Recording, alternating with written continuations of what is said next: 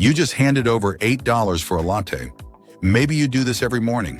Maybe you think, that's just what coffee costs now. But have you ever wondered where that money actually goes? Not the story Starbucks tells you about premium beans and expert baristas. I'm talking about the real numbers, the actual breakdown. Because here's what Starbucks doesn't advertise. Your $8 latte costs them about $2.30 to make. So where does the other $5.70 go? I'm Dr. Bush, and on Modern Magnates, I follow the money to show you how the world really works. Today, we're tracking every single cent of your Starbucks purchase. Let's break it down. First, what Starbucks tells you. They talk about ethically sourced beans, skilled baristas, the third place between home and work, premium experience. And they're not lying. These things cost money. But when you look at their actual financial filings, the numbers tell a very different story. Starbucks reported $36 billion in revenue in 2024, with over 38,000 stores worldwide. That's roughly $950,000 per store per year. Now, their gross profit margin, the difference between what they charge and what it costs to make, sits around 70%. That means on your $8 latte, they're keeping about $5.60 as gross profit. But gross profit isn't the same as net profit. So where does that $5.60 actually go? Let me show you. Let's start with the obvious. The coffee itself. For a grande latte, that's 16 ounces, Starbucks uses about 2 shots of espresso. Well, that's roughly 0.5 ounces of ground coffee beans. Starbucks buys premium Arabica beans in bulk. Their average cost is about $4 per pound of roasted beans. Do the math. Your latte contains about 12 cents worth of actual coffee. 12 cents. Next, milk. A grande latte uses about 12 ounces of milk. Starbucks pays around 0.20 cents per ounce for milk. That's about $2.40 per gallon wholesale.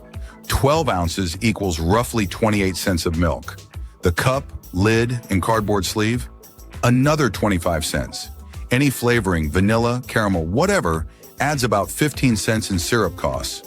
So far we're at 12 cents coffee, 28 cents milk, 25 cents packaging, 15 cents syrup, 80 cents in direct materials.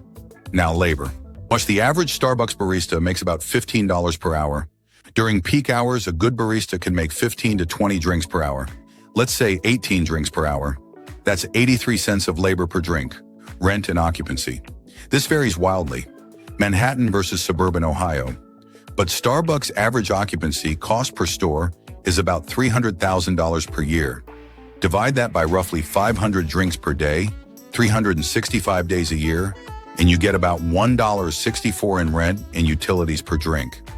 Equipment depreciation, water, electricity for the machines, cleaning supplies, call it another 20 cents per drink, and add it all up. Coffee, 12 cents. Milk, 28 cents. Packaging, 25 cents. Syrup, 15 cents. Labor, 83 cents. Rent, 164. Other, 20 cents. Total cost per drink, $2.47. You paid $8, it cost them $2.47. That's a margin of $5.53. So where does that $5.53 go? Because Starbucks' net profit margin, what they actually keep, is only about 10%. That means they keep about 80 cents per drink as actual profit.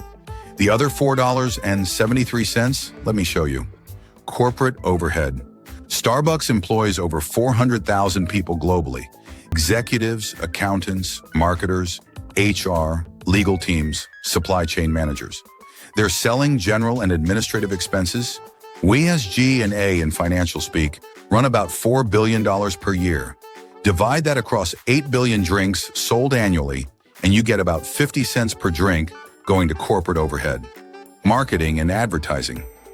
You see Starbucks ads everywhere. Social media, TV, sponsorships, their app development. They spend roughly $300 million per year on marketing. That's another 4 cents per drink. Wait, only 4 cents? Here's why that number seems low. Starbucks doesn't need to advertise much. You know where the Starbucks is. You see the green logo. You walk in. Their brand is so strong, they spend less on ads than almost any other retailer their size. They let the stores themselves do the marketing. Supply chain and logistics. Getting beans from Colombia to your local Starbucks isn't cheap. Shipping, even warehousing, quality control, waste management, about 30 cents per drink. Technology and infrastructure. The Starbucks app isn't just convenient, it's a data goldmine. They know what you order, when you order, what you'll order next. Maintaining that app, their point-of-sale systems, payment processing, cybersecurity, roughly 15 cents per drink. Growth and expansion. Starbucks opens hundreds of new stores every year, remodels existing ones. That capital expenditure has to come from somewhere. They spend about $1.8 billion on capital expenditures annually. That's about 23 cents per drink. Debt and interest. Starbucks carries about $13 billion in long-term debt. They pay interest on that. About 8 cents per drink. Taxes. After all expenses, Starbucks pays corporate income tax on their profits. Roughly 20 cents per drink goes to taxes. And finally, shareholder returns. Starbucks pays dividends and buys back stock. The remaining profit, about 80 cents per drink, goes to shareholders. Let me show you the complete picture.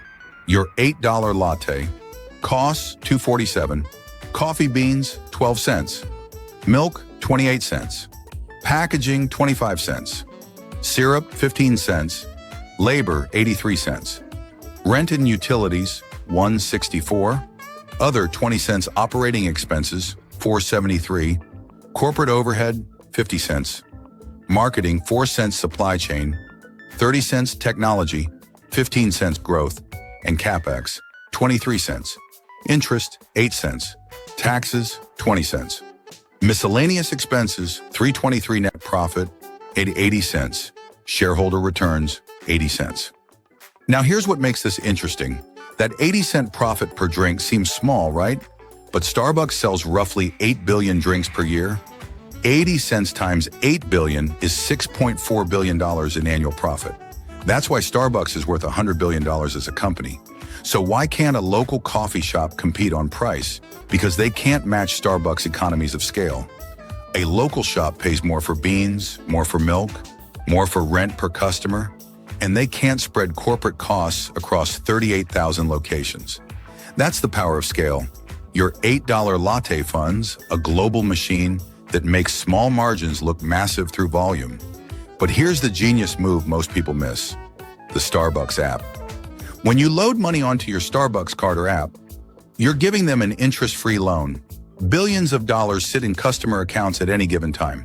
Starbucks had roughly $1.6 billion in stored value card balances in 2024. That's money you've paid them that they haven't given you coffee for yet.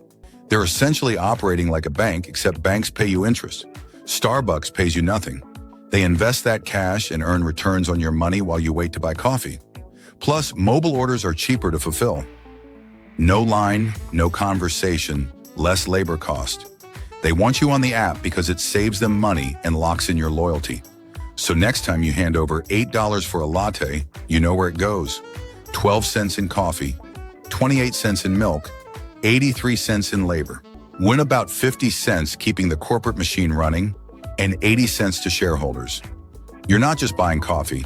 You're funding a global supply chain, real estate portfolio, technology platform, and shareholder returns. Does this mean you should stop buying Starbucks? That's up to you. But now you know the math. And here's the thing. Every company works like this. Different numbers, same principle. Your dollars are funding complex systems most people never think about. That's what we do here at Modern Magnets. I follow the money so you can see how the world really works. Tomorrow, I'm breaking down where your movie theater ticket money actually goes. Spoiler, the theater keeps almost none of it. If you want to understand where your money really goes, subscribe. I'm publishing one of these investigations every single day. You hit the bell so you don't miss it. And drop a comment. What company should I investigate next? Netflix? Amazon? Your credit card company? I'm Dr. Bush. Thanks for following the money with me. See you tomorrow.